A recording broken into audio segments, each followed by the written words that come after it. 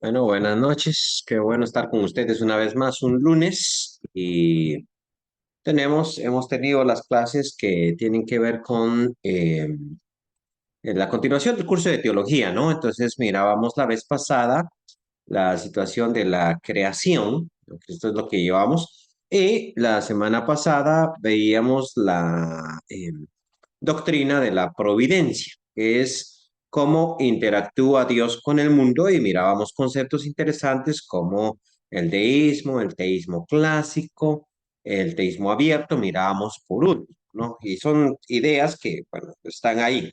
Ahora vamos a hablar un poquito, vamos a tocar el tema de los ángeles, la creación espiritual de Dios. La próxima semana vamos a tocar el tema de los demonios. O sea, siempre va junto, ¿no? Ángeles, demonios, por ser parte de la misma creación de Dios, la creación espiritual. Bueno, arrancamos entonces. Resulta que Dios, y ahí vamos a ir desglosando el tema, aunque sí quiero su intervención y también sus preguntas en el debido momento que usted las tenga. Pero, ¿por qué los ángeles? Vamos a empezar ahí. ¿Por qué la Biblia me habla a mí de la existencia de seres espirituales que nosotros llamamos ángeles? ¿Por qué? Bueno, resulta que teológicamente hablando, algunos se preguntan, ¿tiene Dios necesidad de ángeles? Recuerde que cuando mirábamos las características de Dios, decíamos en su momento, permítame un segundito que voy a aceptar a las personas que están o sea, por alguna razón quedaron atrapadas en la sala de espera, ¿no? Ahí estaban. Yo decía, ¿por qué solamente hay cuatro? Es que yo tenía que darles a aceptar para que entraran a la clase. Bueno, ya están entrando. Decíamos, ¿verdad? Que si Dios es omnipotente, cuando mirábamos las características de Dios, veíamos que Dios es omnipotente y eso significa puede hacer todo lo que Él desee. Puede hacer todo lo que Él desee. Entonces vamos a suponer, ¿no? Que yo soy omnipotente.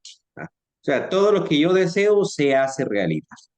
Entonces, se me antoja una Coca-Cola. Listo. No, tengo un vaso desechable, pero se me antoja una Coca-Cola. Simplemente con desearla aparece acá. Ya, listo. Aunque podría tener, por ejemplo, a un ente, a un siervo que me traiga la Coca-Cola. Entonces, si yo soy omnipotente, simplemente con desearla, pues ya la tengo acá. ¿Para qué necesito yo a un siervo que vaya y haga el trabajo por mí? ¿Sí me entienden lo que estoy planteando acá?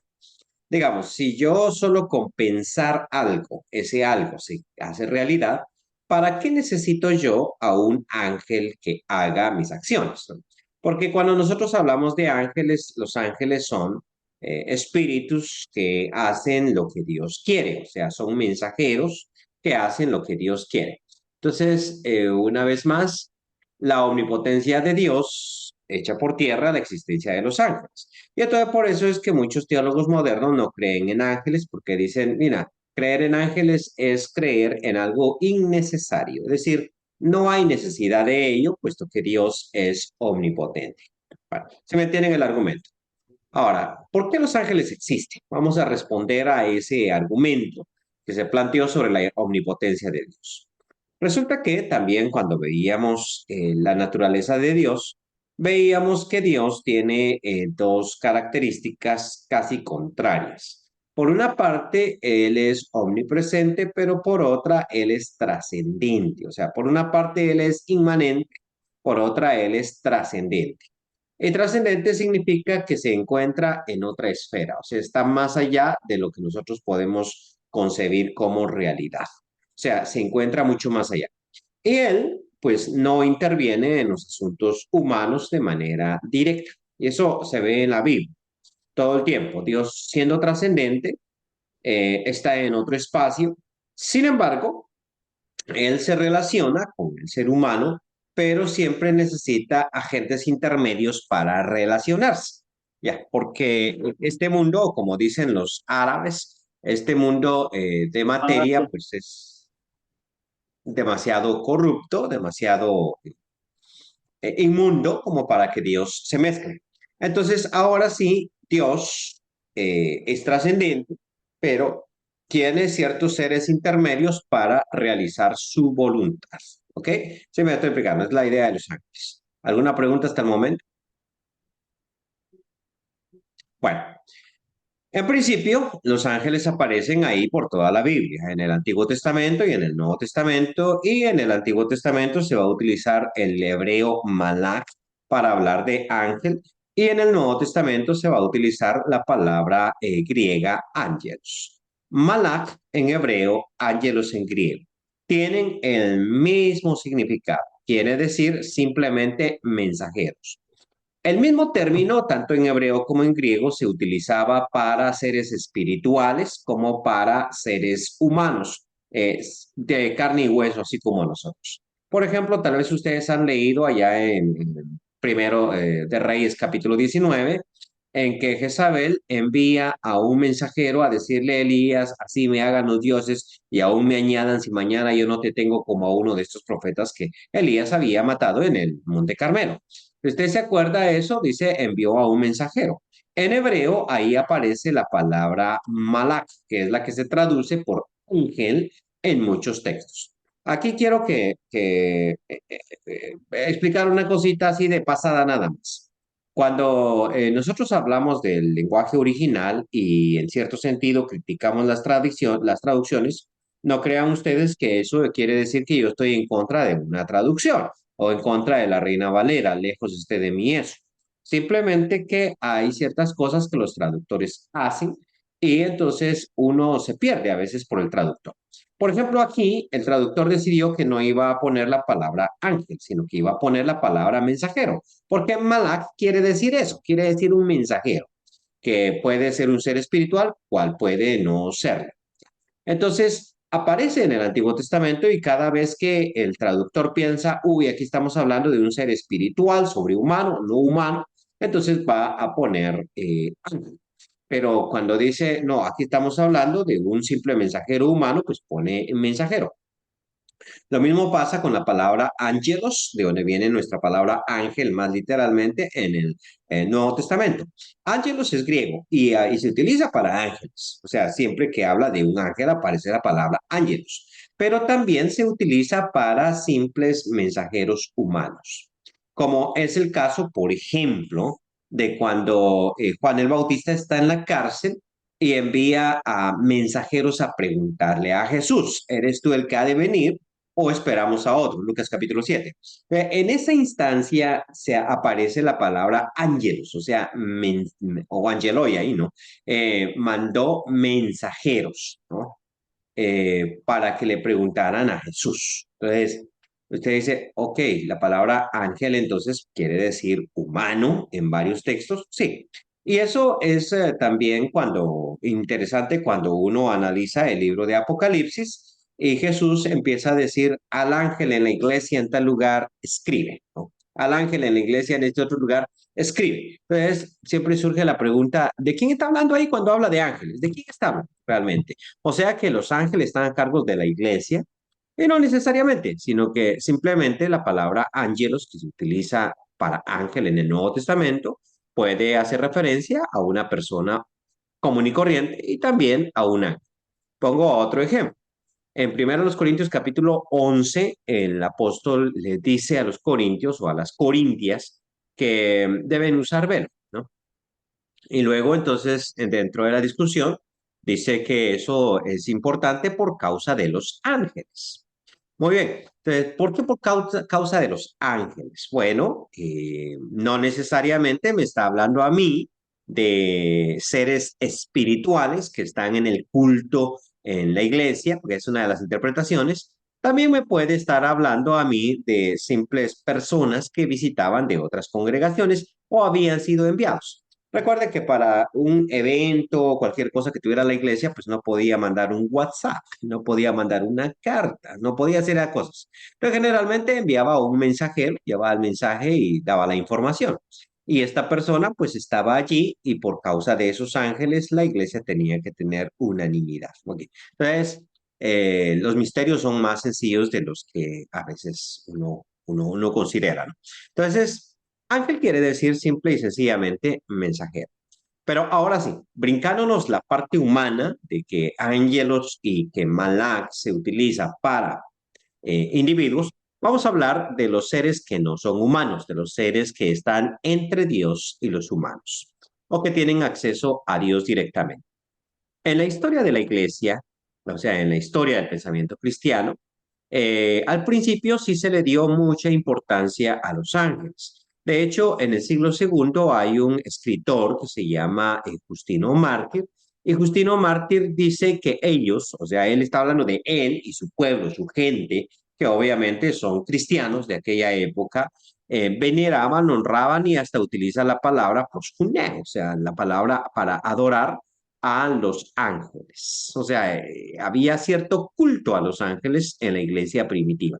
El apóstol Pablo habla un poquito acerca de eso, ¿no? De una práctica que él piensa que es reprobada, o sea, el culto a los ángeles, y también Apocalipsis critica esa práctica. Dos veces Juan, uno en el capítulo 19 y otra en el capítulo 21, se inclina para adorar al ángel que le está mostrando las cosas, ¿no?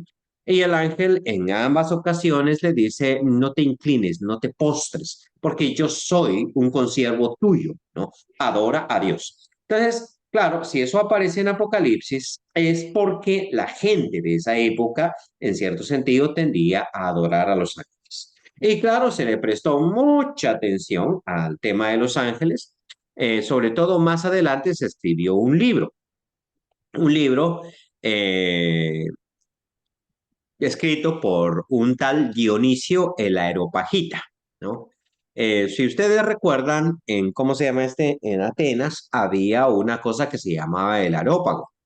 Y el areópago no era ni más ni más que ni más ni menos que el teatro, ¿no? Donde ponían a los oradores. ¿Se acuerdan que Pablo fue llevado ahí en Atenas y fue puesto en el areópago para que al fin, pues, predícanos, ¿qué es lo que andas diciendo sobre distintos dioses? Una de las personas que se convirtió se llamaba Dionisio, ¿no? Y Dionisio el Areopagita, o sea, quiere decir el que dirigía ese areópago. Eso significa que era una persona muy intelectual. La verdad es que nosotros no sabemos más sobre ese tal Dionisio, no sabemos ni qué pasó con él, no tenemos idea. Pero ya en el siglo V, más o menos, o sea, 500 años después, se escribió un libro que en teoría había escrito Dionisio. O sea, aquí voy a decir que esto era mentira. O sea, este libro no había sido escrito por Dionisio, pero utilizó su nombre como alguien importante. Y en ese libro que habla sobre los órdenes celestes y humanos, se hace una descripción de los ángeles.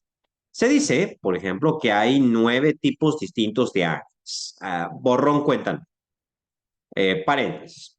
Cuando Pablo, por ejemplo, habla tanto en Colosenses como en Efesios, de que, por ejemplo, en Efesios no tenemos lucha contra carne y sangre, sino contra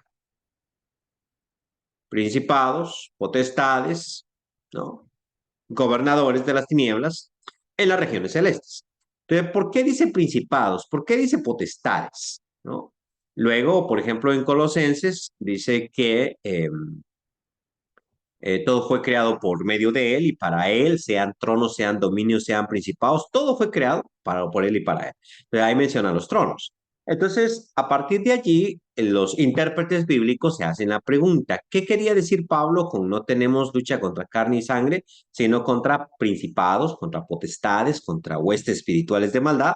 ¿O qué quería decir con que todo fue creado en Cristo, lo visible y lo invisible, sean tronos, sean dominios, sean potestades, todo fue creado por él y para él? ¿Qué son esos tronos? ¿Qué son esas potestades? ¿Qué son esas autoridades? ¿Qué son esos dominios?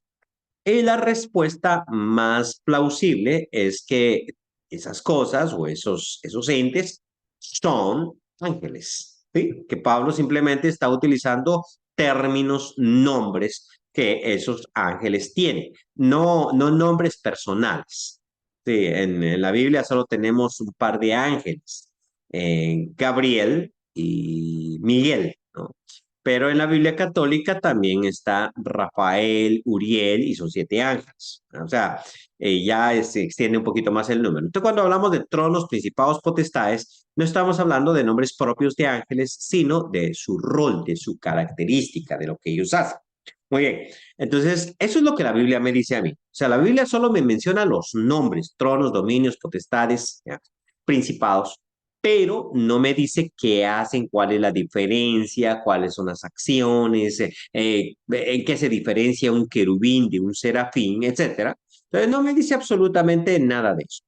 Bueno, como no me dice nada de eso, entonces yo no voy a especular. Como intérprete bíblico, me tengo que quedar con lo que la Biblia dice y decir que la cuestión de la angelología, pues es un misterio.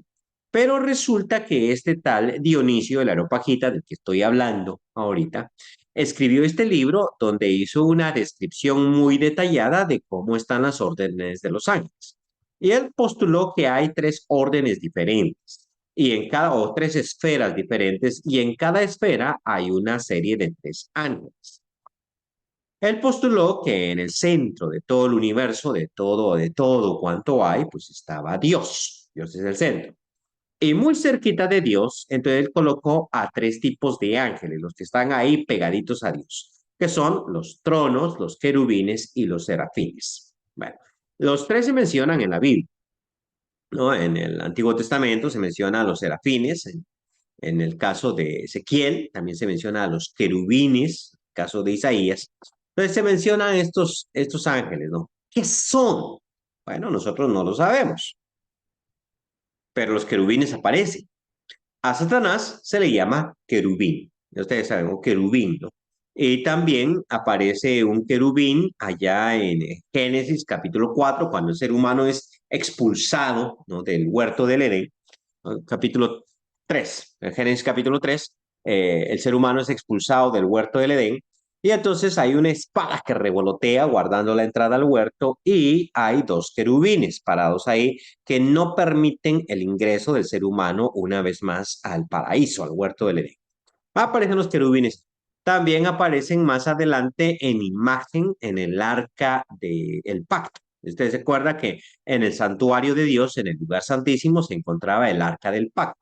Y esa arca del pacto tenía una tapa y sobre la tapa había dos querubines alados, o sea, las alas de ambos querubines chocaban una con la otra. Entonces nosotros tenemos esas ideas, pero no tenemos exactamente la forma, la figura, ni, por decirlo así, lo que hacen. Pero Dionisio dijo entonces que estos querubines, serafines y los tronos son los que están más cerca de Dios. Los tronos son, dijo él, esos ángeles que están allí pegaditos, o sea, están en el trono mismo de Dios. Cuando uno va a Apocalipsis, por ejemplo, resulta que alrededor del trono hay cuatro seres vivientes, como se le llama allí. Bueno, pues ser viviente es la forma en que la Biblia traduce una sola palabrita griega, que es zoon, ¿no? Entonces, es un ser viviente. Listo. Esos seres vivientes tienen la forma de un monstruo. Esos son muy extraños, ¿no? Porque uno tiene cara de león, otro tiene cara de becerro, otro tiene cara humana y otro tiene cara de un águila o un ave. Aetos, la palabra griega que se utiliza ahí para águila, aetos, puede significar también buitre. Entonces dice que es como un buitre volando, ¿sí? Y que estos tienen seis alas y están llenos de ojos por dentro y por fuera, y que sus pies están derechos, etcétera. Y más o menos esa visión de Apocalipsis se basa un tanto en la visión que tuvo Ezequiel allá en el Antiguo Testamento. Bueno, entonces, esa situación de esas visiones, esas cuestiones, claro que Apocalipsis ha de interpretarse simbólicamente, pero aquí es donde Dionisio sigue y dice, mira, estos son los tronos, los que están ahí a la par de Dios, ¿no? Que al mismo tiempo los querubines están también ahí cerca y los serafines. Y su función es estar adorando constantemente a Dios. Luego, esa es la esfera que está cerca de Dios. Hay otra esfera que está un poquito más lejos, ¿no? Ahí tenemos nosotros a las potestades, las autoridades y los dominios. ¿Se les queda lo que estoy diciendo? Potestades, autoridades y dominios. ¿Y eso qué?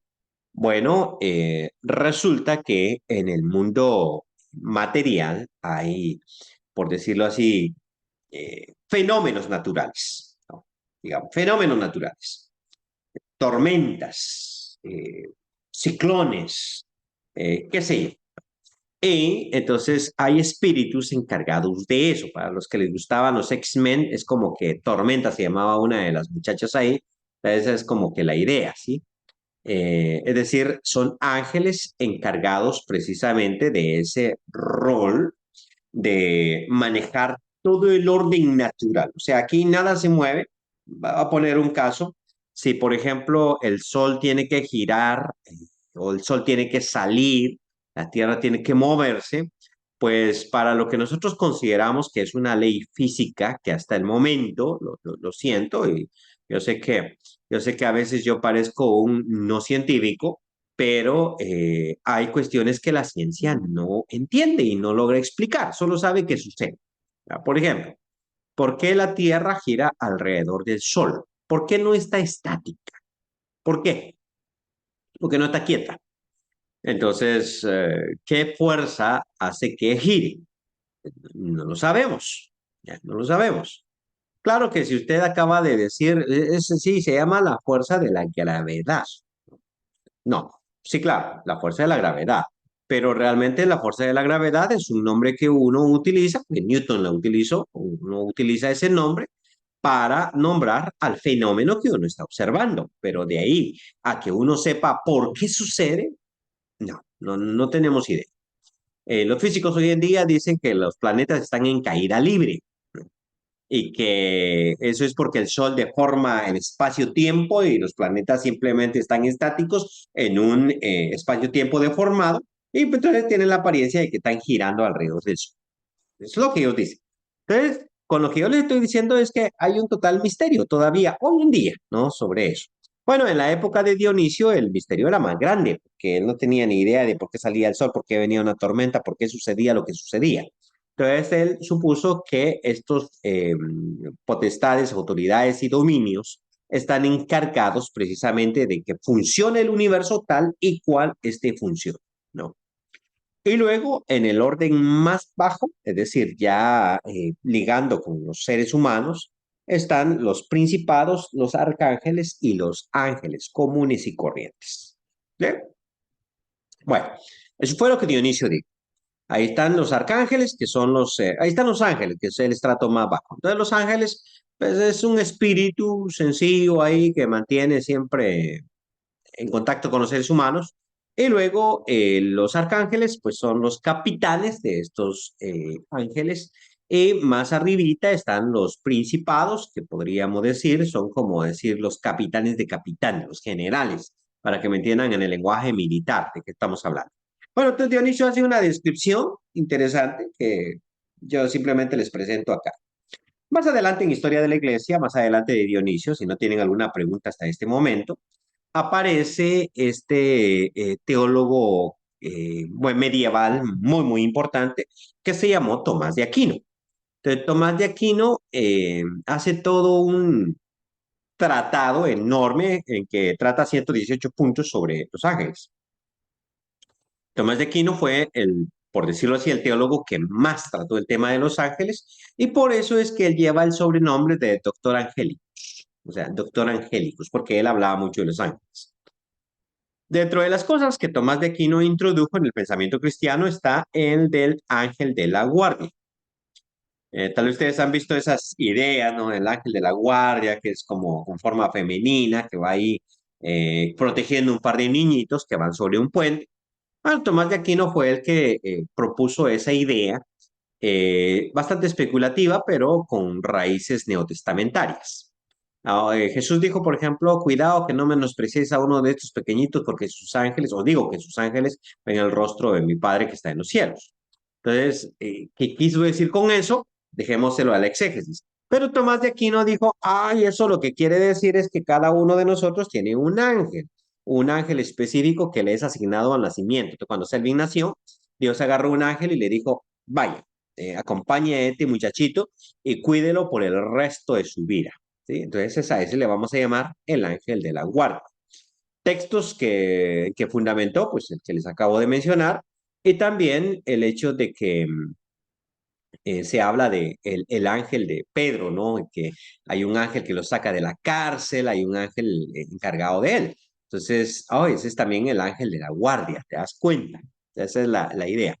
Bueno, nosotros no sabemos sobre esas cosas, pero solo les cuento lo que Tomás de Aquino estaba diciendo, ¿no? Desde que uno nace, tiene un ángel encargado de uno. ¿Por qué no desde uno que es concebido, no? Pues él dijo, no, cuando uno es concebido no tiene el ángel de la guardia, porque cuando uno está concebido está en el vientre de la madre, y por ese momentito el ángel de la guardia de uno es el mismo ángel de la madre, pero cuando naces, ahí se te asigna un ángel que de por vida te va a cuidar en el estrato más bajo. Luego siguen los arcángeles, luego siguen los principados, ¿no? Y luego ya en el otro están los dominios, autoridades y potestades, y más arriba están los querubines, serafines y los tronos. Pregunta sobre toda esa clasificación, ¿qué de cierto hay?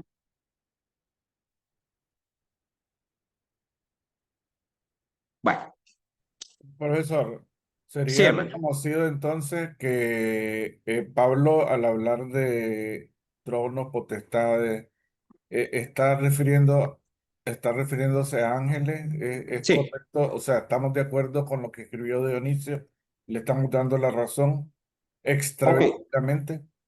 ok. Yo no le doy la razón a Dionisio porque Dionisio es muy especulativo. Entonces, en todo lo que dice, que suena muy interesante y la verdad que lo entretiene a uno, pero es muy especulativo, entonces pues yo no le voy a dar la razón.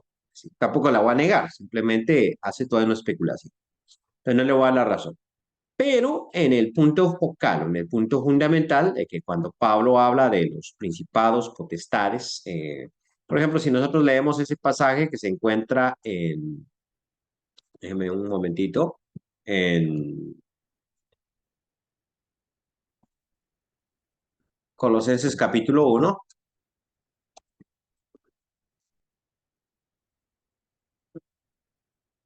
voy a leer Reina Valera. Dice, Él es la imagen del Dios invisible, el primogénito de toda creación, porque en Él fueron creadas todas las cosas, las que hay en los cielos y las que hay en la tierra. Entonces, nota que menciona primero los que hay en los cielos, luego los que hay en la tierra.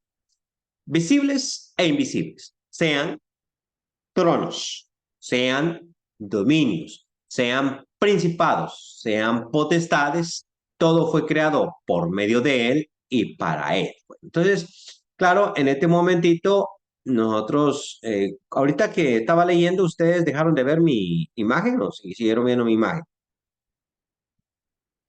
¿Se congeló? No, ok. Ok, entonces, vea que dice, sean tronos, sean principados, potestades, o sea, ¿de qué está hablando? O sea, entonces el exégeta se queda, ¿de qué está hablando ahí? Claro, uno podría decir eso es impersonal, eso no son seres espirituales. Bueno, avancemos un poquito más. En el 2,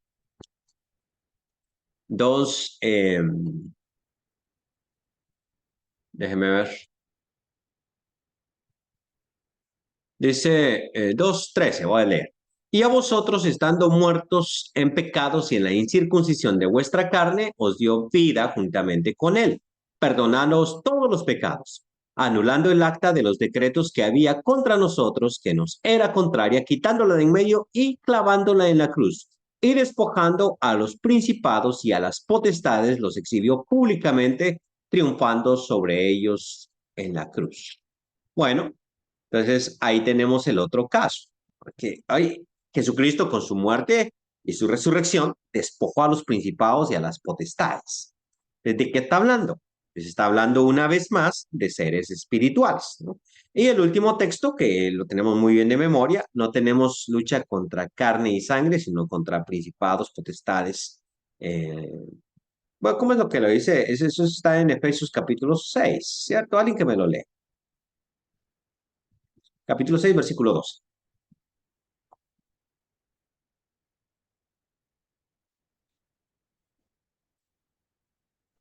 Amén.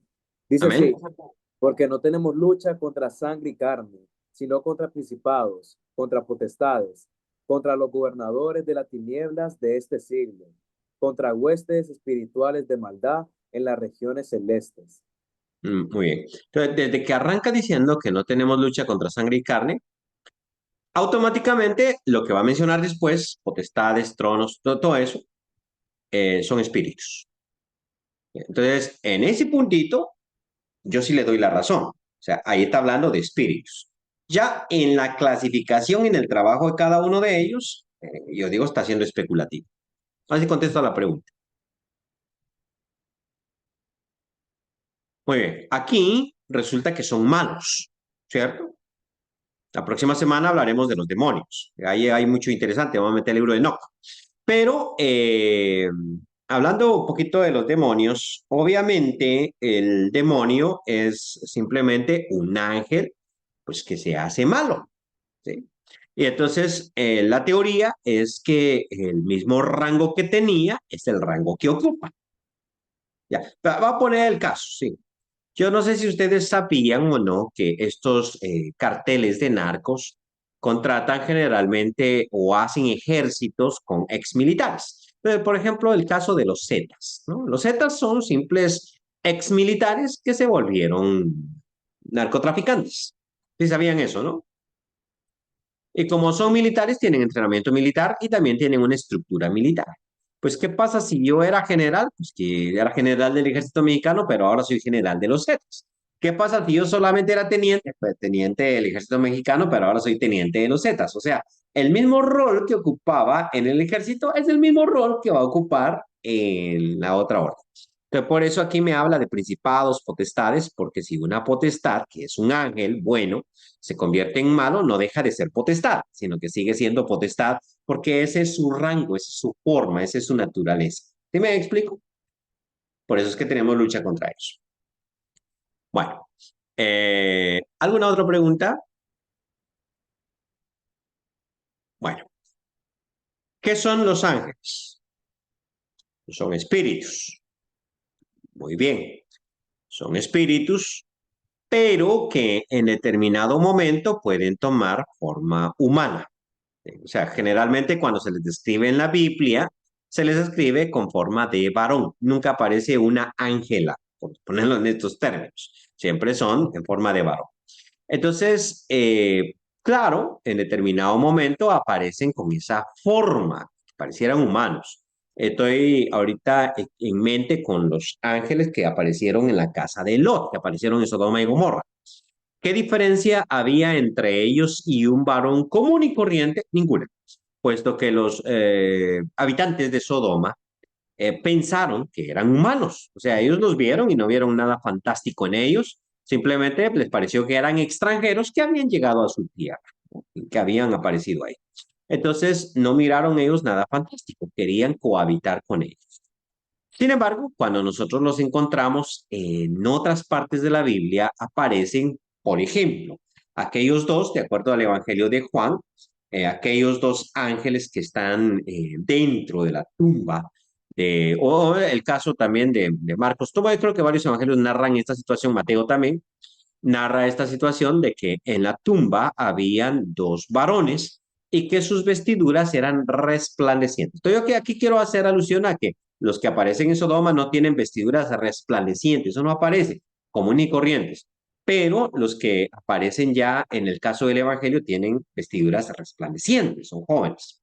Y eso uno me pregunta, pues, ¿por qué? E incluso hay otros ángeles que tienen, que aparecen con gran poder en la narrativa bíblica. Hay uno que aparece en el Evangelio de Mateo. Usted se acuerda un poquitito de eso.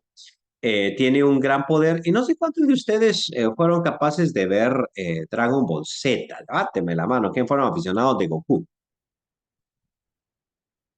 Ok, porque cuando sacaban todo su ki, yo sé que las hermanitas no saben ni qué está hablando el hermano, ¿no? Entonces, como tarea tiene que ir después y buscar Goku en YouTube. Bueno, entonces, cuando ellos sacaban su ki, hacían temblar la tierra, ¿no? O sea, tenían ese gran poder sobre todos los Saiyajin.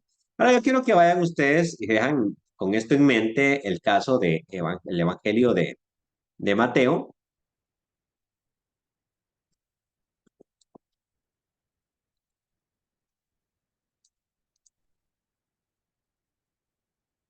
Permítame un momentito.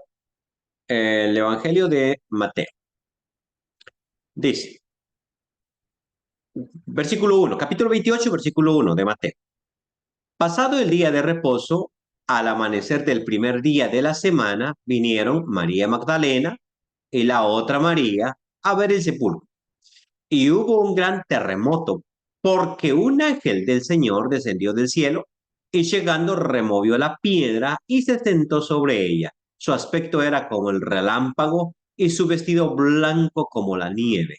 Y de miedo de él, los guardas temblaron y se quedaron como muertos.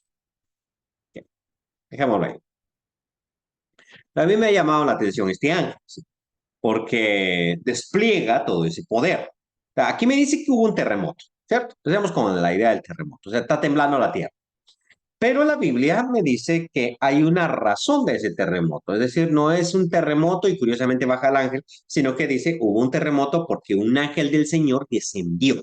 Entonces, en términos de Dragon Ball, eh, bajó con tremendo ki, ¿no? O sea, sacó todo su ki. Entonces, tembló la tierra, tembló todo. Y no solo eso, le dieron un gran poder. Agarra la piedra, que es una piedra enorme, que saber entre cuántos hombres pueden hacer rodar, la levanta y la pone en el otro lado y se sienta encima, ¿no? Y entonces reta a los soldados a ver quién se viene, a ver quién se anima. Y los soldados, que son gente que no tiene miedo, son soldados, ¿no? eh, tiemblan del miedo y se quedan como muertos viendo lo que está pasando. Ok, entonces yo quiero que vea estas manifestaciones cómo van cambiando, ¿no? Cómo es que allá, que son ángeles poderosos porque ellos destruyen Sodoma y Gomorra, ¿no? Entonces son poderosos, pero son común y corriente, ¿sí?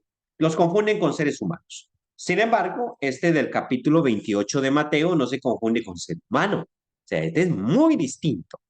Tiene un gran poder. Entonces, vean cómo van cambiando de poder los ángeles dependiendo de su apariencia. ¿Qué es lo que hacen los ángeles? Bueno, ellos obedecen órdenes del Señor. Es decir, el Señor desea algo y los envía. Por ejemplo, acá el Señor deseaba que la piedra de la tumba de Jesús fuese removida.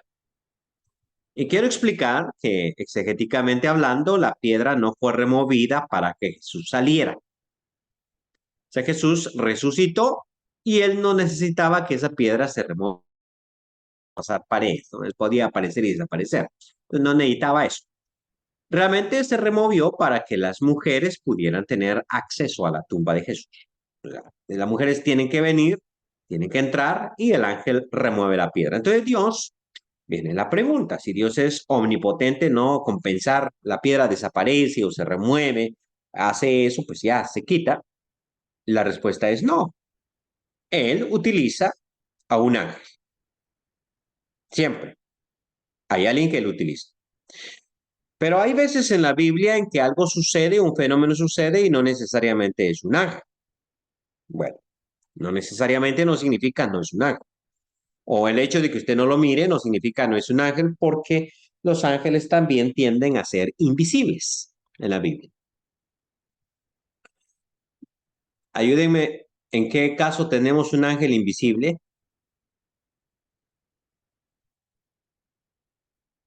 Cuando la conversión de Pablo, cuando Pablo, los soldados no ven la voz, ¿verdad? Que Muy bien, muy bien. Aunque en ese caso creo que fue Jesús el que le habló directo. Pero igual ellos no ven. ¿Otro caso? ¿O un caso que sea de ángel invisible? Ayúdenme. ¿Cuántos recuerdan el fenómeno de Balaam, por ejemplo? Que el asna ve el ángel, pero Balaam no lo ve hasta que Dios abre los ojos de Balaam. Y entonces mira el ángel. Entonces, hay cosas que pasan en la Biblia, ciertos fenómenos, que usted dice, ay, ¿ahí qué pasó? Ahí no hubo un ángel. El hecho de que usted no lo vea o que el narrador bíblico no lo mencione o no lo vea, no significa que no estaba un ángel encargado de eso. Entonces, la idea es que cada vez que Dios quiere algo, que algo acontezca, envía a un ángel para que haga ese algo. Y generalmente lo que Dios más le interesa es comunicar un mensaje al ser humano. Y por eso es que aparece esa idea de el ángel comunicando el mensaje, y por eso es que la palabra ángelos, cuando uno estudia griego, eso se traduce ángel o se traduce mensajero, cualquiera de las dos. Puede ser fácilmente traducido, ángel o mensajero. Muy bien. Bueno, me quedan unos 20 minutitos. ¿Tienen alguna pregunta? Si no, voy a pasar al tema de Génesis capítulo 6.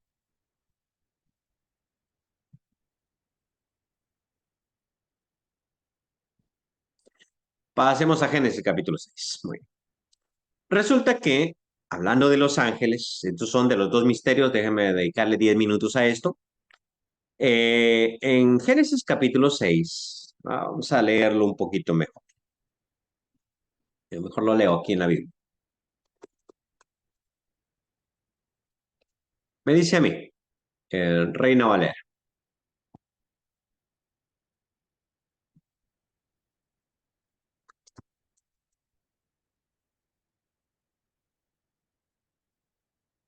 Aconteció que cuando comenzaron los hombres a multiplicarse sobre la faz de la tierra, y les nacieron hijas, que viendo los hijos de Dios que las hijas de los hombres eran hermosas, tomaron para sí mujeres, escogiendo entre todas.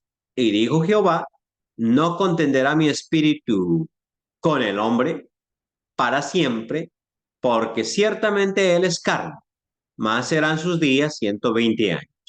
Había gigantes en la tierra en aquellos días. Y también después que se llegaron los hijos de Dios a las hijas de los hombres y les engendraron hijos, estos fueron los valientes que desde la antigüedad fueron varones de renombre. Entonces, ¿qué sucedió allí? ¿Qué pasó? La Biblia menciona muchas cosas. Y yo sé que uno debe concentrarse en las cosas que la Biblia menciona. Pero nosotros tenemos la manía, juntamente con los judíos, de fijarnos no en lo que la Biblia dice, sino en lo que la Biblia no dice. O sea, la mayor cantidad de preguntas que nosotros nos hacemos tienen que ver no con lo que la Biblia dice, sino con lo que la Biblia no dice. Entonces, aquí hay cosas que la Biblia simplemente menciona. Aquí el tema que tenemos a continuación en el capítulo 6 es el tema del diluvio, que Dios envía un diluvio porque el ser humano es demasiado corrupto. O sea, Dios se hartó. Hay que matarlos, hay que eliminarlos, hay que purificar y limpiar la tierra o enviar un diluvio. Muy bien.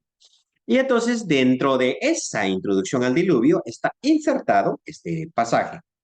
Y este pasaje simplemente me dice que los hijos de Dios vieron a las hijas de los hombres, que estaban muy guapas, muy bonitas, y escogieron esposas entre todas ellas. Bien. Y se mezclaron. Listo. ¿De qué está hablando acá la Biblia?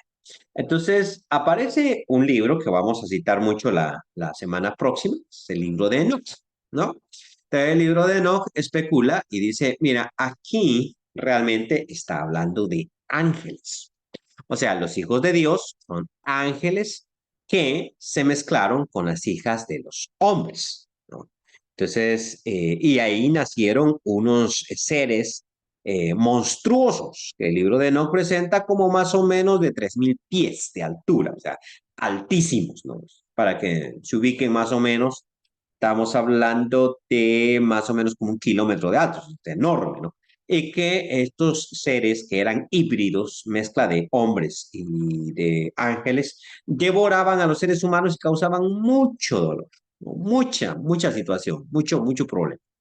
A estos les vamos a llamar los nefilim, porque así se le llamaba en hebreo, este tipo de hombre, aquí que se traduce hombres de renombre, realmente en hebreo es nefilim.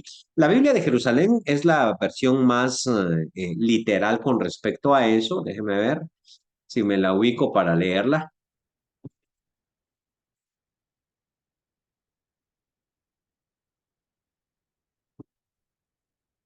Es lo que dice la Biblia de Jerusalén en Génesis 6. Dice, cuando la humanidad comenzó a multiplicarse sobre la haz de la tierra y les nacieron hijas, vieron los hijos de Dios que las hijas de los hombres les venían bien y tomaron por mujeres a las que preferían de entre todas ellas. Entonces dijo Yahvé, no contenderá para siempre mi espíritu en el hombre, no permanecerá para siempre mi espíritu en el hombre, porque no es más que carne, que sus días sean 120 años. Los Nefilim existían en la tierra en aquel entonces. Y también después, entre paréntesis, o sea, eso lo está agregando, cuando los hijos de Dios se unían a las hijas de los hombres y ellas les daban hijos. Estos fueron los héroes de la antigüedad, hombres famosos.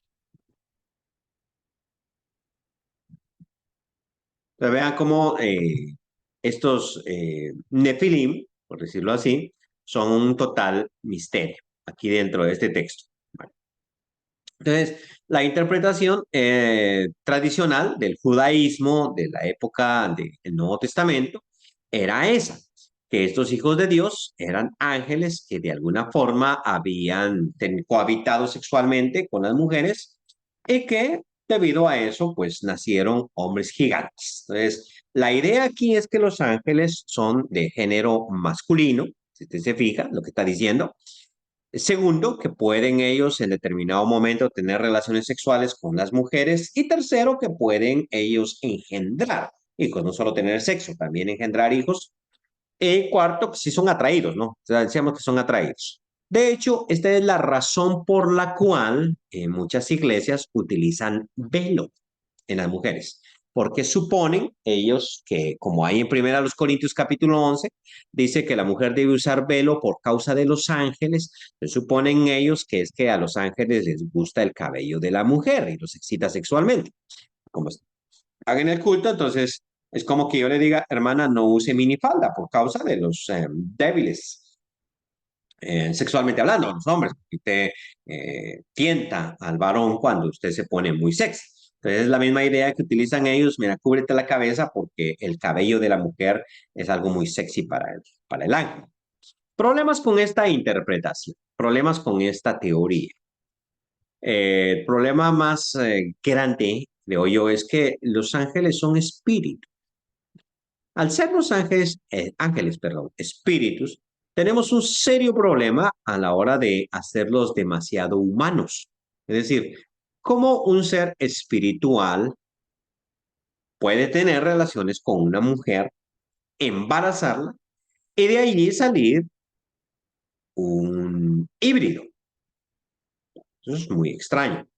Yo sé que el ser humano ha inventado un resto de perversiones.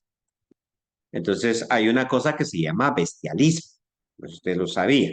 Pero significa que seres humanos cohabitan sexualmente con animales. Eso se llama bestialismo.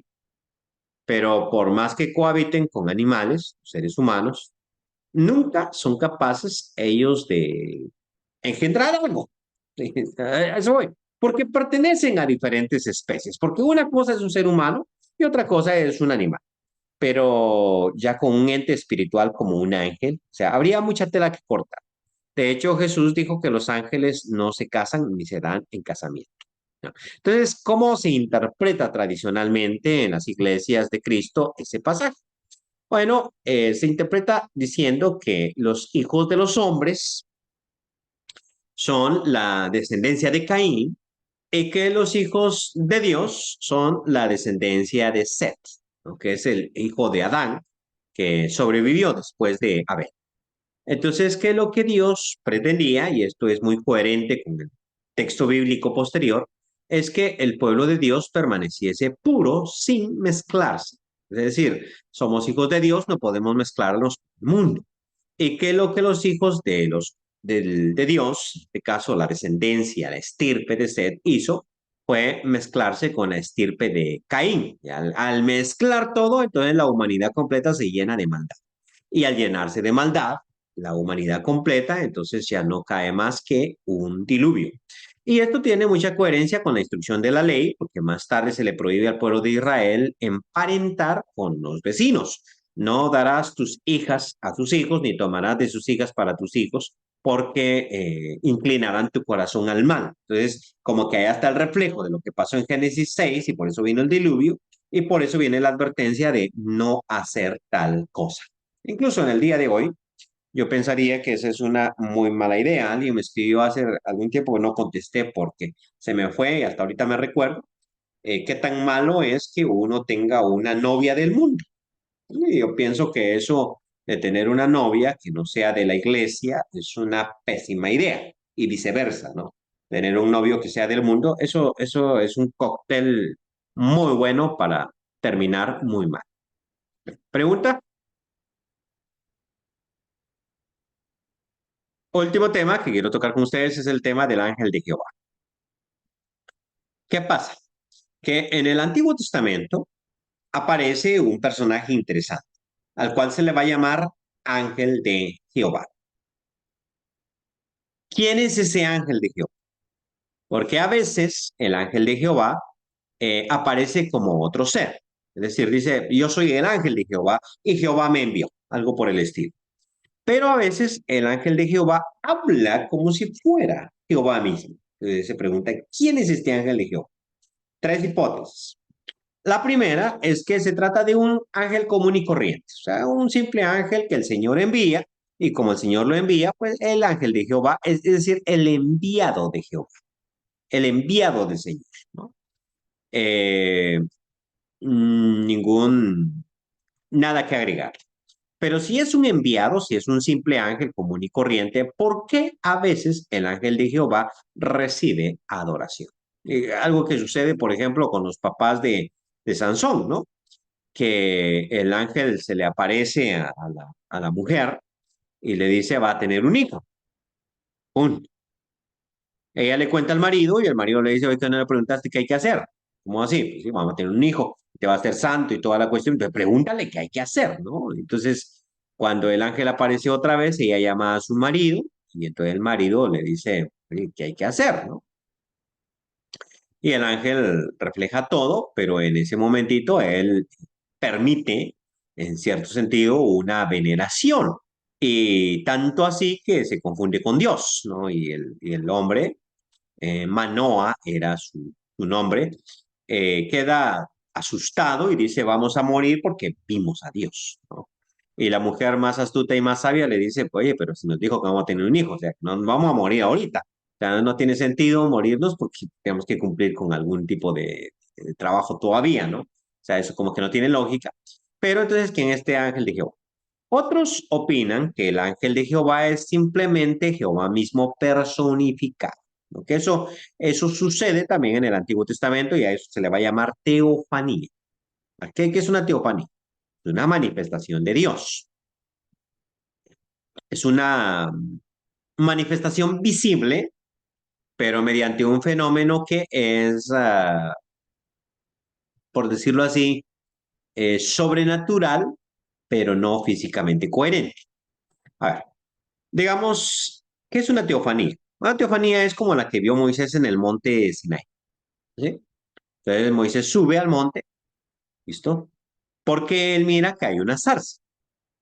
Y mira que la zarza está ardiendo, pero mira también que nunca se consume. ¿Recuerdan? Está ardiendo, pero no se consume. Entonces Moisés sube. Cuando llega, se le dice, quita el calzado de tus pies porque el lugar en que estás es santo. Bueno, entonces Moisés quita el calzado. Y él está mirando, bueno, de hecho no está mirando porque él tapa su rostro para no ver, pero él había visto una llama, o sea, está ardiendo, ¿no? Las llamas. Pero si ya me preguntan a mí, voy a decir, ahí no había llamas, lo siento, ahí no había fuego. ¿Cómo que no? Pues si había fuego era de otro tipo, porque el fuego consume la zarza, pero esas eran llamas que no consumían nada. Ah, entonces parecía fuego, pero no era fuego. Como las lenguas, como de fuego, repartidas sobre los discípulos en Pentecostés, ¿se acuerda de eso? Eran como de fuego, no, no era fuego. Digo como, ¿por qué no? Porque si a mí me ponen una llamita de fuego en el cabello, lo primero que pasa es que se me quema, ¿no? Y los judíos tienen pelo más largo. No era fuego, eran como. Ok, entonces muchas veces en la Biblia aparece Dios en una manifestación como ahí en el caso de la zarza, pero hay otros momentos en que aparece como un ser humano, ¿no? Y eso lo podemos ver. Aparece como un ser humano, pero realmente no es un ser humano, ni es una entidad, sino, y tampoco es una visión. O sea, no estoy diciendo que sea una visión, porque en una visión yo entro en éxtasis, o sea, yo colapso, caigo a la tierra y en mi mente estoy viendo un montón de cosas que realmente no están sucediendo. Pero aquí no es que yo he colapsado o que estoy en éxtasis, sino yo estoy común y corriente, estoy normal y de pronto veo a alguien con quien yo converso, con quien yo platico, con quien yo estoy, solo que ese alguien no es real, o sea, no, no voy a decir que no tiene cuerpo, sí tiene cuerpo, pero realmente es solamente una teofanía, una manifestación de la divinidad. Entonces, piensan que el ángel de Jehová es eso, una manifestación de la divinidad. Y la última teoría es que es Jesucristo el verbo de Dios antes de su encarnación. ¿De dónde surge esto? Bueno, este surge mucho de que en Apocalipsis es una revelación de Jesucristo que Dios le dio para manifestar a sus siervos. ¿De acuerdo? Y entonces, al final de Apocalipsis dice, yo he enviado a mi ángel para manifestarte, ¿no? Entonces, ¿cuál ángel? Pues Jesucristo aparece allí como un ángel. Ah, ok, entonces, ¿por qué no es el ángel de Jehová manifestado en el Antiguo Testamento? O sea, son tres teorías. La primera, no mucho me parece, me debato entre las segundas dos. ¿Ok? Pregunta, comentario. La próxima semana veremos algo sobre los demonios. Prepárense para eso. Bien, esto es todo por hoy. Que el Señor los bendiga.